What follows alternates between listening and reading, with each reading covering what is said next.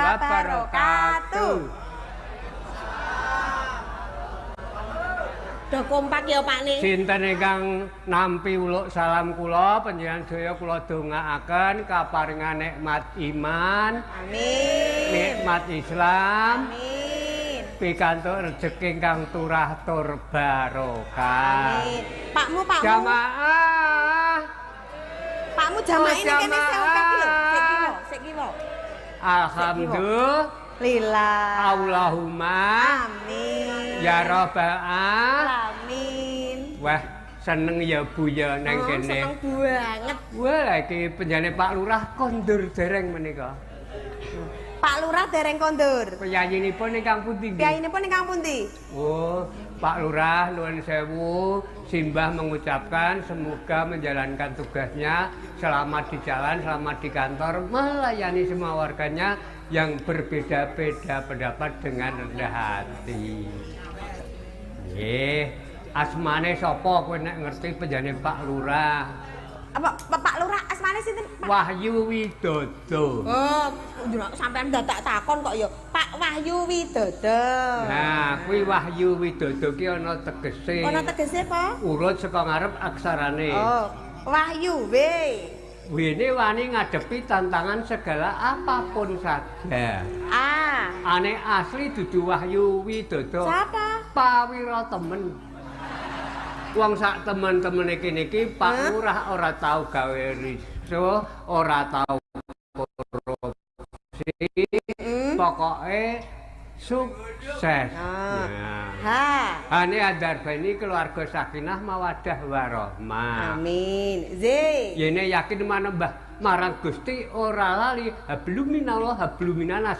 Cara Jawane wong urip gelem caket karo sing urip, caketa marang sepadaning urip.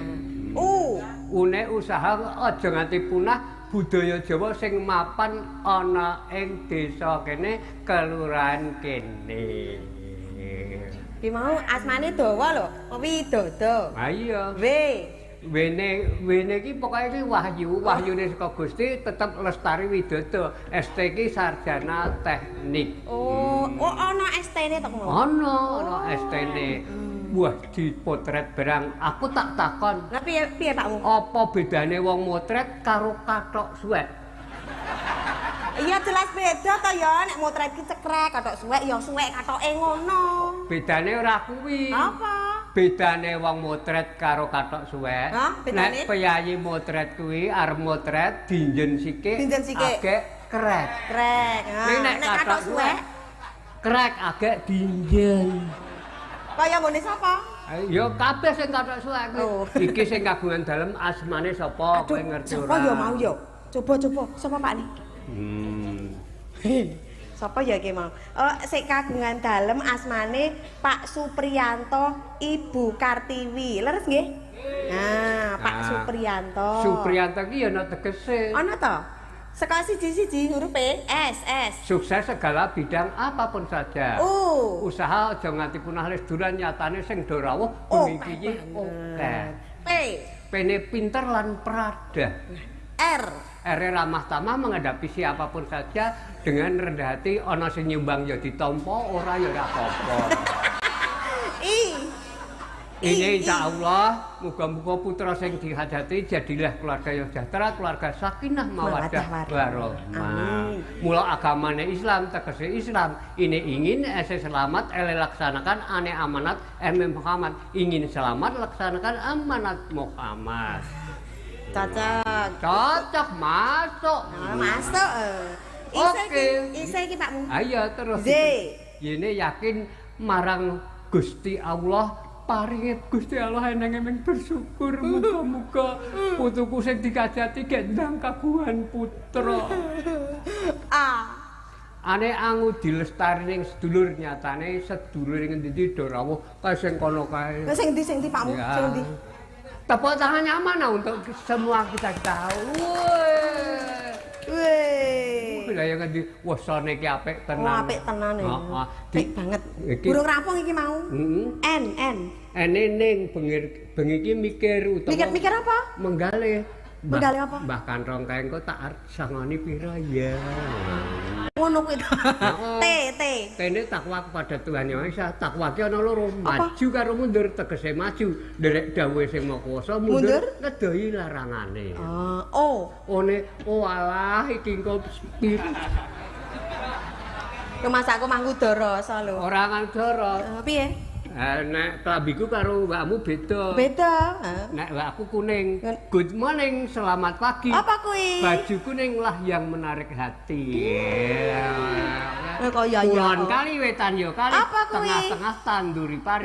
Ayo kanca rina wengi padha ngaji, manut pituture Pak Kiai.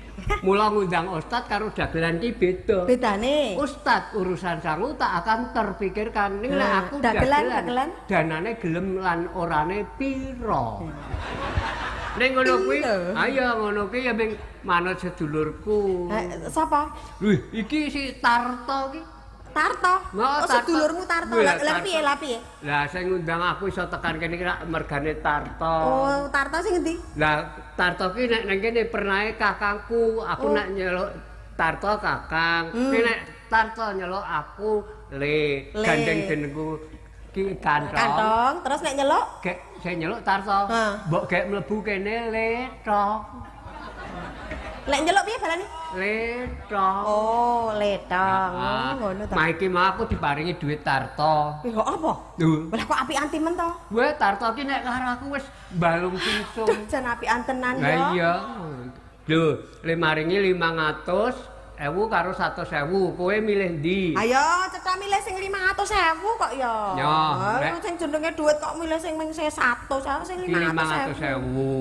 Aku 100. Ya. Tak bukake wong ganjaran ki dhewe-dhewe. Ha iya. Ya, alhamdulillah.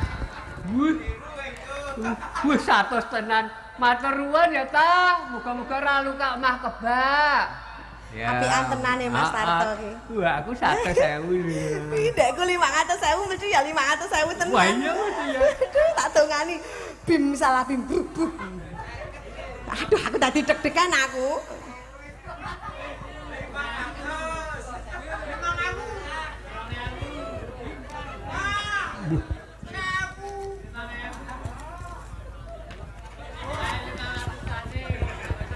Iki piye iki? Lah piye? 500.000 lho. 500.000 lho iki 500.000 lho iki. Lah iya aku 100 kowe 500.000. Lah ya aku milih 500.000 di 500.000. Lah ya kuwi rak ya 500.000 to. Iki kok piye tak 500.000? Kowe nek ngitung duit iki saka cilik apa gedhe?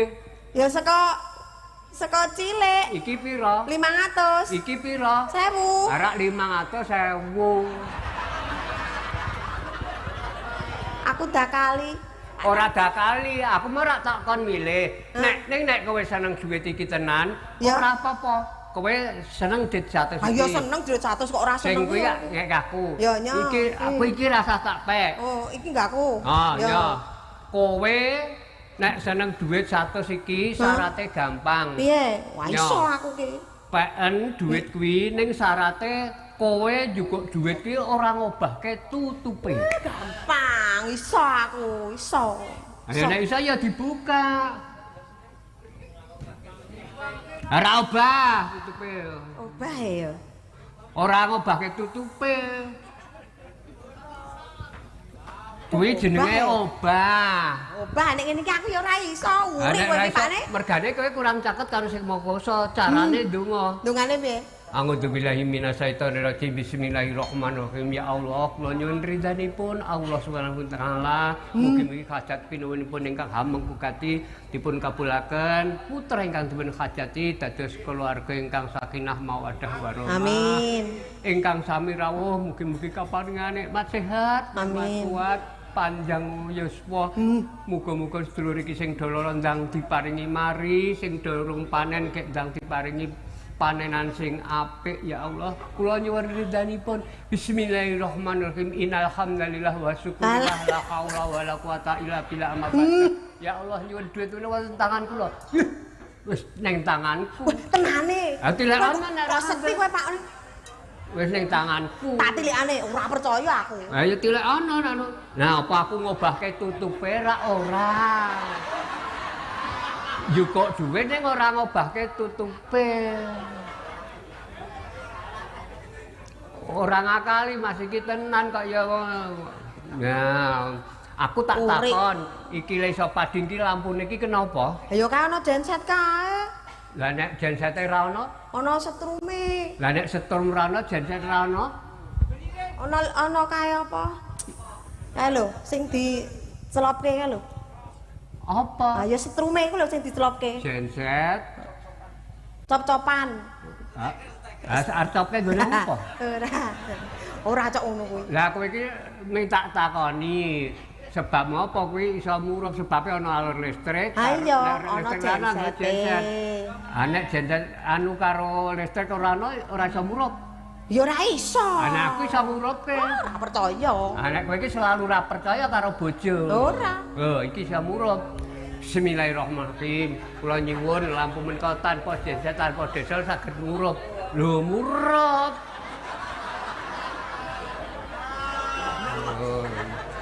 Murup. Ndek bojo siji. Ajak wong golek pangan ki abot, Cip. Penak nyinden anggerane mana-mana. Karo bojomu ora ana. Oh ya. Matur sugeng kanca pengawit sedaya, sak pangripun saking mriki kula dongake lancar laris sehat. Nggih. Ora rumah kok sampean iki saiki rada pinter. Lah aku ya sekolah kok biyen. Dadi singkatan apa wae ki iso.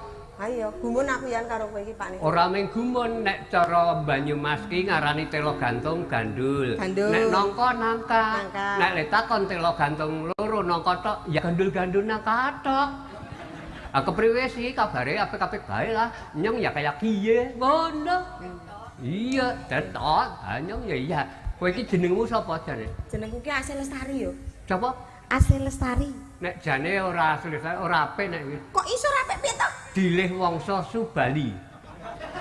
Wangsa Subali? Tegese wangsa Subali. Tegese apa tegese? Wonge ora sepira, susumu kaya bal poli.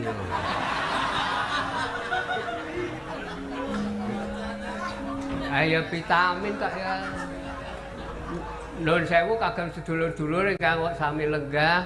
Sedulur kula ngombol iki sapa sing iso udut karo omong ning rokoke ora tiba, mangke tak paringi 10.000. Ora ana. Kyai kene iki ra ana kok ya. Sampeyan iso apa piye? Udut karo omong ning rokoke ora tiba. Alah sampeyan iso apa piye? Nek aku iso nek coba. Anu lho. Enggak urutane adicara ing dalu menika. Wali matur nuwun munduh mantu. Pramila sumangga kula suwun donga lan restunipun sedaya para kadang ingkang sami rawuh. Matur nuwun kita akhiri assalamualaikum warahmatullahi wabarakatuh. Tuh nek loro ra iso ambegan jare. Ya iso.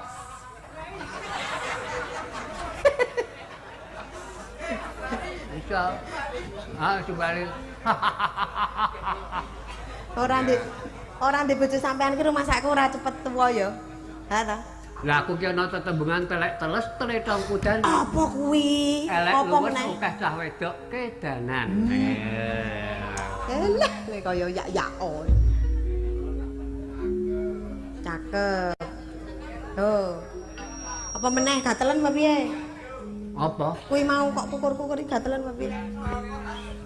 Kepareng matur ingkang amukugati kula namung nderek nyuwun wonten sadalem Allah Subhanahu wa mugi-mugi ingkang putra dados keluarga ingkang sakinah mawaddah warahmah Allahumma amin. Sedaya ingkang sami rawuh kaparingi nikmat sehat. Nderek nepangaken nami kula Mbah Kantong Bolong, alamat kula Kulon Stadion Sepak Bola Mataram Sultan Agung Pacar. Pinarak menawi rawuh wonten ing tlatah Bantul. Kula gadah sederek wonten papan mriki, kula mboten takabur. Menika lurahipun Singkil Kilen Mas Dwi, menika bojone niku tunggal kula. Nggih. Oh. Ya, iki minangkani pamujute sedulur-dulur. Heeh. Arep nyanyi apa daturke sing sepuh-sepuh rin. Nuwun sewu para pepunden sepuh, ibu-ibu badhe ngersakaken lagu napa, Bu? Podang Kuning. Ya, podang kuning. Yo karo joget yo. Ya, yu sapa? Yu Paina. Nggih, pun kula dongake sehat ya painah. Heeh, painah paijem, heeh. Nek sing cah lanang kae mau parino. Paidi ya. Pun segae podang kuning. Nggih, nuwun sewu kanca pengrawit kula nyuwun podang kuning. Karo sambel kemangi sampean. Njur kowe apa nok sisan? Nok paijem. Ya. Gubuk asmara? Ya. Podang kuning gubuk asmara. Podang kuning sikit. Yo. Ya, iya kan wujud temong paksi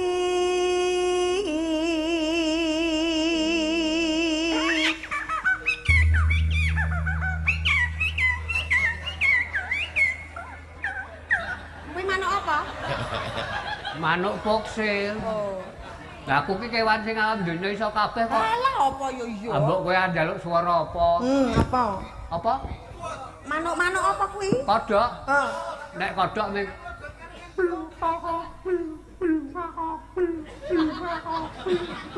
Kuwi kodhok. Nek manuk-manuk. yo diteruske le bawa. Kawitang lining prantah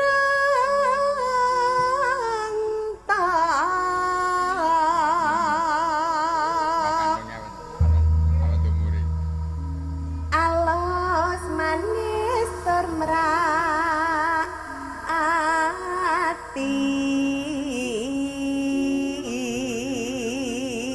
Sing nyuting le mresani ngantek ra kedhep. Mas Gilang kok Mas apa ya aku lali. Muga-muga sak pepuris tekene lantar laris ya, Le. Ya. Yuk. Wis suwikan kula lana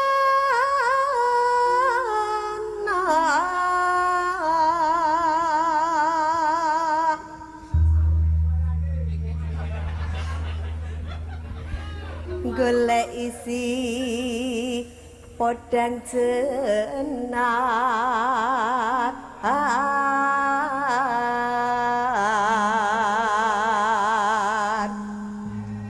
Apik suaramu.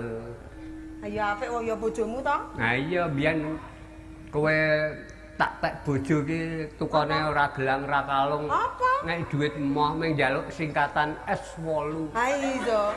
Jane. Tegese S8 ku piye? Lali aku. Saya suka sama situ sebab situ sudah supit, aku ya supit. Oh iya bener Jani ya bener wis supit. Abiyen ki kowe ki lakune ora ngono ki kok, Bu. Ha piye? Lakumu ki ngene iki. Ning ana apike. Lah piye? Nek ceblok dele rasah ngundang tanggane ceblok ibu.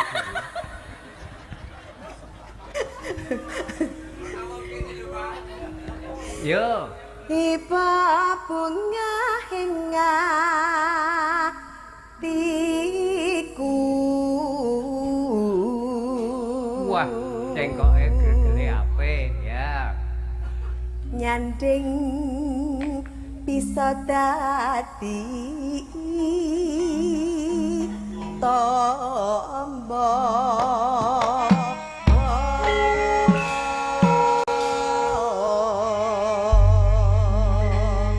Sapa sing njaluk podang kuning ki mau ngacung? Yo, sapa yo? Nah, ngono kowe ra yo malah deg-degan ta, Bude? Ya, yuk. Esok awan ning omah wis